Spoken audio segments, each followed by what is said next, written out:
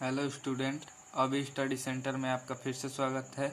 आज हम class 10th में मैथ का लेसन फर्स्ट वास्तविक संख्याएं रियल नंबर पढ़ेंगे।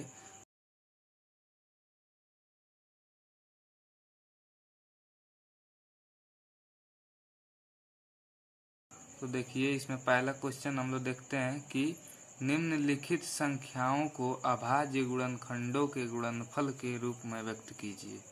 देखिए क्वेश्चन है जैसे 140, 156, 3825 और 5005।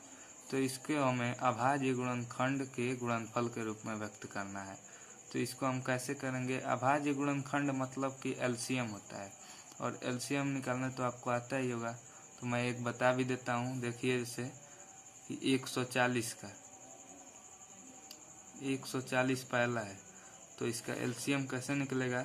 तो देखिए पहले से 2 से विभाजित होगा, 2 सत्ते 14, 0, 2 से 35 दूनी 70, फिर से 2 से नहीं, फिर से होगा आपका ये 5 से होगा, 5 सत्ते 35, और फिर से होगा 7 से, 7 कम है 7।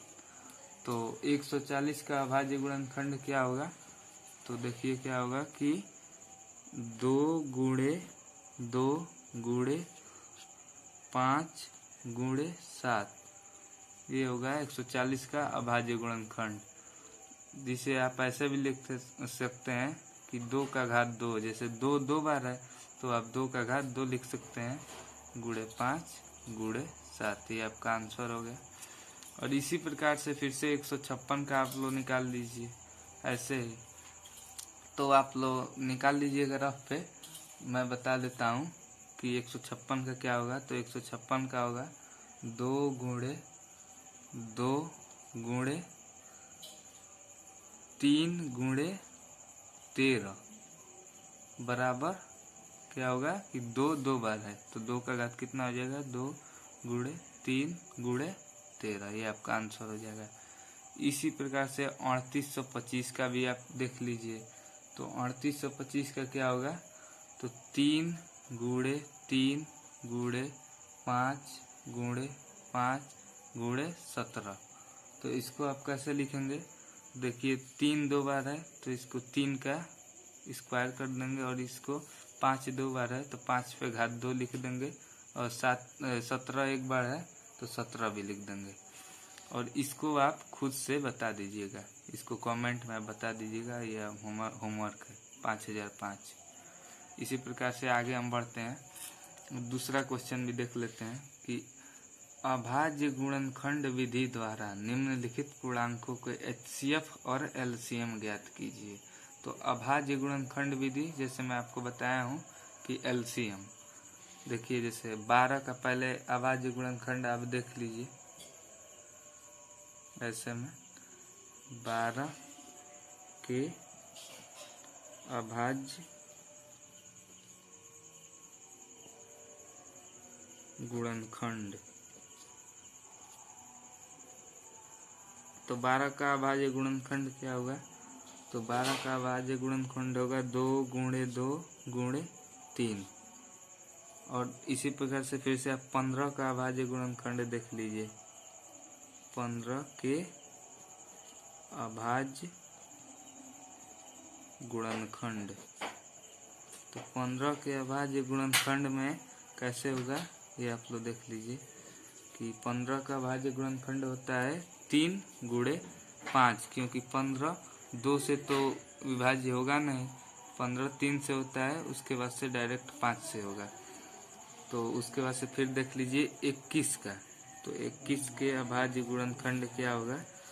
तो देखिए 21 के अभाज्य गुणनखंड, राइटिंग भी बहुत खराब हो जा रही है, बराबर, तो 3 से 21 कटता है, 3 सत्ते 21, 3 और 7 होगा इसका अभाज्य गुणनखंड। और फिर से और एचसीएफ पहले देख लीजिए, एचसीएफ कैसे निकाल। तो जो तीनों में संख्या कॉमन है उसी को हम एचसीएफ कहते हैं। तो देखिए 3 इसमें भी कॉमन है, इसमें भी कॉमन है, और इसमें भी कॉमन है, तो इसका एचसीएफ क्या हो जाएगा? एचसीएफ बराबर 3। उसके बाद से अब एलसीएम हमें देखना है, तो एलसीएम किसे कहते हैं, तो एलसीएम हमें 2 में मिलना चाहिए। जैसे ये 3 संख्या है ना, 12, 15 और 21, तो 2 संख्या में अगर एक बार अगर वो मिल जाए तो उसको हम निकाल लेते हैं। जैसे आप देख लीजिए एलसीएम बराबर, एलसीएम कितना आ जाएगा, तो 2 गुणे 2, 2 गुणे 2 गुण, देखिए 3 मिल रहा है तीनों में, तो इसको आप 3 लिख दीजिए। जैसे जो अगर मिल जाएगा तीनों में चाहे 2 में, उसको एक ही बार लिखना है और बाकी संख्या आपको लिख देना है, गुणे 5 गुणे 7।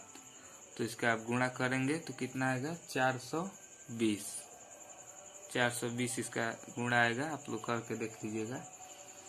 इसी प्रकार से अब चलिए अब तीसरा क्वेश्चन भी देख लेते हैं।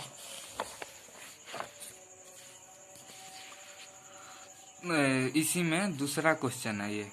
इसी प्रकार से देखिए 17 का अभाज्य गुणनखंड, इसका भी एचसीएफ और एलसीएम निकालना है। तो 17 का अभाज्य गुणनखंड क्या होगा, 17 किसी संख्या से नहीं कटती है, तो 17 का अभाज्य गुणनखंड 17 एक होगा, 1 से बस कटेगा। और फिर 23 का देख लेते हैं, तो 23 भी किसी संख्या से नहीं कटता है, तो ये भी 1 से बस होगा विभाजित। और ये 29 का देख लेते हैं, तो 29 भी किसी संख्या से नहीं कटता है, तो इसका भी क्या हो जाएगा, 29 ही हो जाएगा।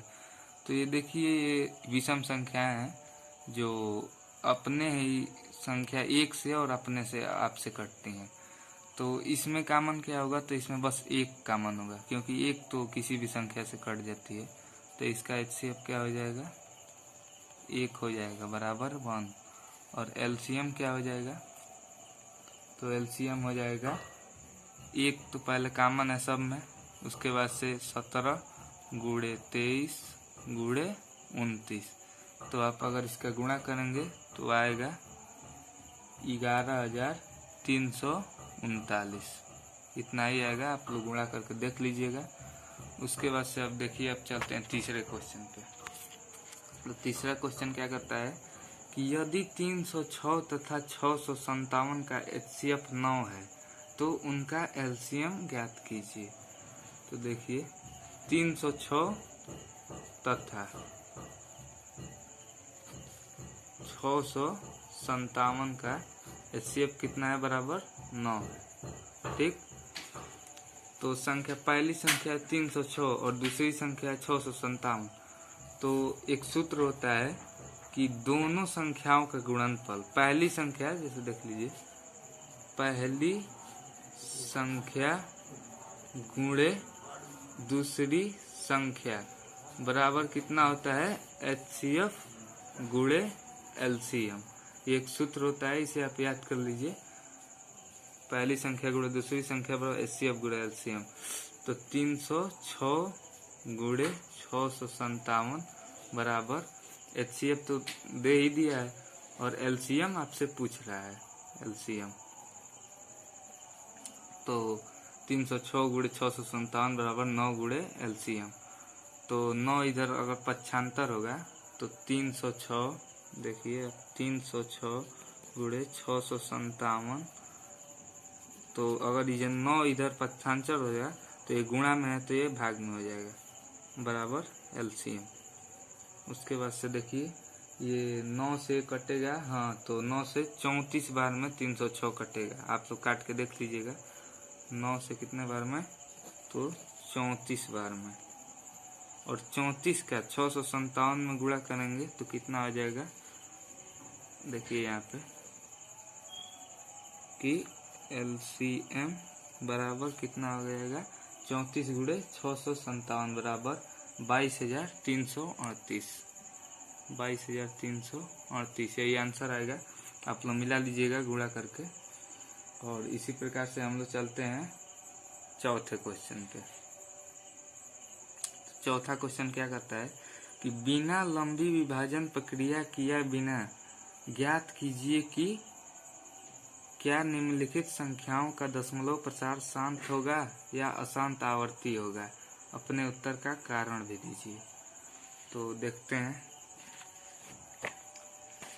इसको हम लोग 987 बट्टा 10,500 ये पहला क्वेश्चन है और ये दूसरा है। तो इसको भी हम लोग देख लेते हैं। देखिए 9 इसमें हर 2n गुणे 5m के रूप में होना चाहिए। तो इसमें हम लोग देख लेते हैं कि 987 और हम ये हर है, देखिए इसे हम अंश कहते हैं, इसे हम अंश कहते हैं और इसे हर कहते हैं। ऊपर वाले को अंश और नीचे वाले को हर कहते हैं।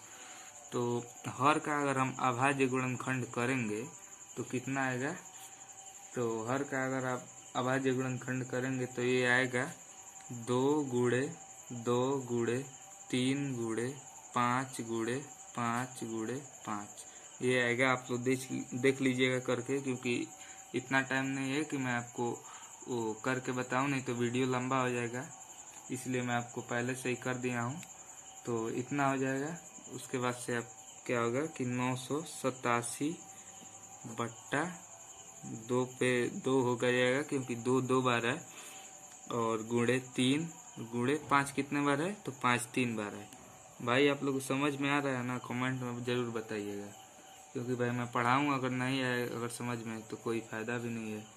इसीलिए भाई मेरा मेहनत सब बेकार चला जाएगा, इसीलिए मैं आपको पहले ही पूछ लेता हूँ। देखिए बराबर है। तो क्या हो जाएगा उसके बाद से कि 2 से देखिए इसको आप अगर कटाएंगे तो ये होगा 141 बट्टा कितना हो जाएगा? 2 पे स्क्वायर गुणे 3 गुणे 5 का क्यूब, ये हो जाएगा आपका। देखिए यहाँ पे एक और चीज़ छूट रहा है कि यहाँ पे गुणे 7 भी होगा। आप लोग कर लीजिएगा, मुझसे मिस्टेक हो गया है थोड़ा सा। यहाँ पे 7 भी होगा और यहाँ पे भी 7 होगा। तो अगर इसको हम 7 से 987 को काटेंगे तो 141 बार में होगा। उसके बाद से फिर से हो जाएगा 7 से ये कट जाएगा 141 बार में, तो कितना हो जाएगा? 2 पे घात 2 गुणे 3 गुणे 5 पे घात 3 हो जाएगा। अब हम इसे देखेंगे कि क्या हम इसे 3 से हम देखिए 3 से भी ये कट रहा है। 3 से कितना बार में कटेगा? तो आप लोग देखिए 47 बार में कटेगा। तो ये कितना हो जाएगा? 47 बट्टा ये आपका यही होगा कुल मिला के 47 बट्टा 2 पे घात 2 गुणे 5 पे घात 3। तो अगर हम ये शांत और अशांत आवर्ती हमें अगर देखना है तो ये जो हर होता है उसे 2n गुणे 5m के, मतलब हर पे भी 2n का घात होना चाहिए और माने 2n गुणे 5m के रूप में होना चाहिए। तो देखिए 2n गुणे 5m के रूप में है, जैसे 3 4 5 ऐसे नहीं होना चाहिए, बस 2n गुणे 5 पर घात n के रूप में होना चाहिए आपका घात। तो उसे हम शांत आवर्ती कहते हैं। तो देखिए इस प्रकार से पहला क्वेश्चन तो शांत आवर्ती होगा, और ये दूसरा क्वेश्चन आप लोग करके मुझे बता दीजिए कमेंट में, देख लीजिए इसमें क्या है। इसमें भी आपको मैं समझा देता हूँ। देखिए इसका हर ऑलरेडी दिया हुआ है, इसका गुणनखंड करके दिया हुआ है कि 2 पर घात 2 गुणे 5 पर घात 7 गुणे 7 पर घात 5। तो इसमें 2n गुणे 5 पर घात m के रूप में हम लोग लिखते हैं, तो उसे हम शांत करते हैं। तो देखिए इसमें एक एक्स्ट्रा हो गया है 7 पर घात 5, और 7 पर घात 5 से जब हम 7 को जब 5 बार 7 में 7 में 7 में ऐसे 5 बार जब गुणा करेंगे बहुत अधिक संख्या हो जाएगा, और 129 7 से कटेगा भी नहीं। तो इसीलिए ये क्या हो जाएगा? अशांत आवर्ती हो जाएगा। आप लोग करके भी देख लीजिएगा। तो मैं फिर से अगला क्वेश्चन मैं आपको बता देता हूँ कि देखिए संख्याएं 0.6666 ऐसे चलता रहता है, इसकी अंकों की पुनरावृत्ति होती रहती है, को p बट्टा q के रूप में प्रदर्शित कीजिए। तो p बट्टा q के रूप में हम प्रदर्शित करना है। तो देखिए हम कैसे करते हैं। पहले तो हम लिखेंगे कि माना x बराबर 0.666, मतलब आगे भी अंकों की पुनरावृत्ति हो रही है। तो देखिए यहाँ पे एक लिखना पड़ेगा कि यहाँ दी गई संख्या के दशमलव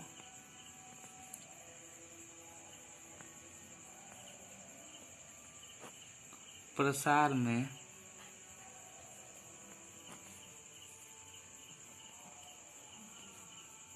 केवल एक ही अंक की पुनरावृत्ति हो रही है, एक ही अंक की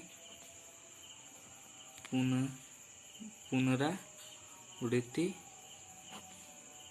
हो रही है। भाई राइटिंग थोड़ा ख़राब है, आप लोग देख लीजिएगा, क्योंकि भाई इसमें लिखना पड़ रहा है तो इसीलिए थोड़ा तेजी में।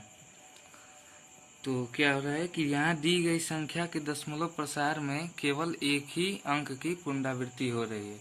तो समीकरण 1 इसको हम मान लेते हैं, x बराबर 0.666 को समीकरण 1 मान लेते हैं। तो समीकरण उसके बाद से देखिए समीकरण एक में 10 से गुणा करने पर, गुणा मल्टीप्लाई करने पर, तो समीकरण देखिए x में पहले 10 काम करेंगे तो क्या हो जाएगा 10x बराबर, और 10 में 0.666 से करेंगे तो ये 1 6 इधर आ जाएगा। देखिएगा आप लोग जब 10 से गुणा करेंगे तो 1 6 इधर आ जाएगा, और फिर से ये अंकों की पुनरावृत्ति तो बार बार होती ही रही है, तो ये हो जाएगी। ये कितना हो जाएगा, तो समीकरण 2 ये हो जाएगा। उसके बाद से देखिए समीकरण 1 में से समीकरण 2 को घटाने पर, देखिए समीकरण 2 में से समीकरण 2 में से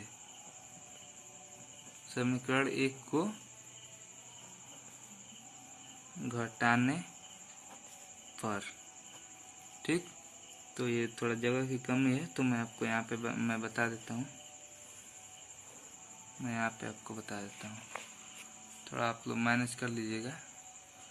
उसके बाद से देखिए तो क्या होगा कि समीकरण 2 में से, तो समीकरण देखिए 2 क्या है, 10x बराबर 6.666, देखिए समीकरण 2 है। और समीकरण 1 क्या है कि x बराबर 0.666 समीकरण 1 है। तो जब घटाएंगे तो 10 में से एक x जाएगा तो 9x होगा, और इसमें 6 में से 0 जाएगा 6 होगा, और ये 6 6 6 ये तो लगातार पुनरावृत्ति हो ही रही है तो ये कट जाएगा, ये अपने में कट जाएगा, ये 0.0 हो जाएगा, और 0.0 का तो कोई मतलब होता नहीं है। तो क्या हो जाएगा x बराबर 6/9, तो ये क्या हो जाएगा आपका p/q के रूप में बराबर p/q के रूप में हो जाएगा, यही आपका आंसर होगा। तो देख लीजिए दोस्तों, फिर से हम एक और क्वेश्चन देखते हैं, क्वेश्चन नंबर 5 कि सिद्ध कीजिए कि 5 - √3 एक अपरिमेय संख्या। ये वेरी इंपॉर्टेंट क्वेश्चन, आपको VIP वेरी इंपॉर्टेंट क्वेश्चन है, आपको ये पूछा जा सकता है बोर्ड एग्जाम में, बहुत बार भी पूछा गया है। तो देखिए हम इसको क्या लिखते हैं कि माना 5 - √3 एक परिमेय संख्या है, परिमेय संख्या है। देखिए जब अगर आपको परिमेय सिद्ध करने को देगा तो आप मानेंगे कि वो एक अपरिमेय संख्या है, और अपरिमेय सिद्ध करने को कहेगा तो आप क्या मानेंगे कि एक यह परिमेय संख्या है। तो क्या अगर ये परिमेय संख्या है तो 5 - √3 बराबर p/q होगा कि नहीं, आप लोग बताइए। अगर 5 - √3 एक परिमेय संख्या है तो p/q होगा, क्योंकि परिमेय संख्या p/q के रूप में लिखा जाता है, और q का मान यहाँ पे 0 नहीं होना चाहिए। तो देखिए हो गया, ठीक। तो इसको हम समीकरण 1 मान लेते हैं। उसके बाद से देखिए अगर √3 आपको अगर इधर लाए हम लोग, अगर नहीं देखिए अगर इधर 5 को हम लोग इधर लाते हैं, 5 जैसे √3 इधर चल जाएगा और 5 p/q इधर आ जाएगा, तो p/q क्या हो जाएगा, माइनस में हो जाएगा। √3 को हम लोग को प्लस करना है। देखिए मैं बताता हूँ, देखिए ये 5 है, ये प्लस में p/q इधर आएगा तो क्या हो जाएगा, माइनस में हो जाएगा p/q बराबर। ये √3 अगर इधर जाएगा तो क्या हो जाएगा, प्लस में हो जाएगा। देखिए दोस्तों मैं आप लोग को एक बार और बता देता हूँ कि देखिए 5 ये ऑलरेडी यहाँ पे 5 है, ठीक, प्लस में है। ये p/q इधर है, दायां पक्ष है, अगर ये बायां पक्ष में आएगा तो ये प्लस में है तो माइनस में हो जाएगा, और √3 माइनस में है और दायां पक्ष में जाएगा तो प्लस में हो जाएगा। ये आप जानते भी होंगे वैसे भी। तो उसके बाद से क्या होगा, देखिए यहाँ पे 5 तथा p/q एक अपरिमेय संख्या है, एक परिमेय संख्या है, सॉरी एक परिमेय संख्या है। 5 देखिए 5/1 हम लिख सकते हैं, तो p/q के रूप में हो ही गया, तो ये परिमेय संख्या और p/q तो एक परिमेय संख्या ही है। और √3 जो है एक अपरिमेय संख्या है, देखिए, परंतु √3 एक क्या है, अपरिमेय संख्या है, क्योंकि √3 का देखिए आप लोग वर्गमूल नहीं निकलता है, स्क्वायर रूट √3 का नहीं निकल पाएगा। यही अगर 4 रहता है तो इसका वर्गमूल निकल जाता, 2 हो जाता और 2 एक परिमेय संख्या हो जाता, लेकिन √3 का इसमें वर्गमूल नहीं निकल पाएगा, तो ये एक अपरिमेय संख्या है। तो देखिए यहाँ पे हमें एक चीज लिखना होगा कि देखिए एक अपरिमेय संख्या, अपरिमेय संख्या एक परिमेय संख्या के बराबर, एक परिमेय संख्या के बराबर नहीं हो सकता, नहीं हो देखिए यहाँ पे सकता, नहीं हो सकता। इस अतः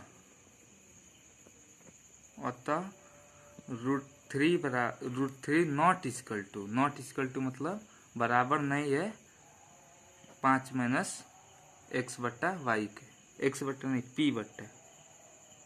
देखिए यहाँ पे 1 मिनट गलत हो गया, 5 - p/q, इसे आप कुछ भी लिख सकते हैं, x/y, p/q, a/b, b/c, कुछ भी आप लिख सकते हैं इसे, मतलब ये आपको एक दर्शाने के लिए कि आपको ये परिमेय संख्या है, p/q के रूप में है, तो ये बराबर नहीं हो सकता। अतः हमारी कल्पना क्या है, जो हम यहाँ पे माने थे कि ये क्या होगा, कहाँ है कि माना 5 - √3 एक परिमेय संख्या, अतः हमारी जो हम लोग माने थे परिकल्पना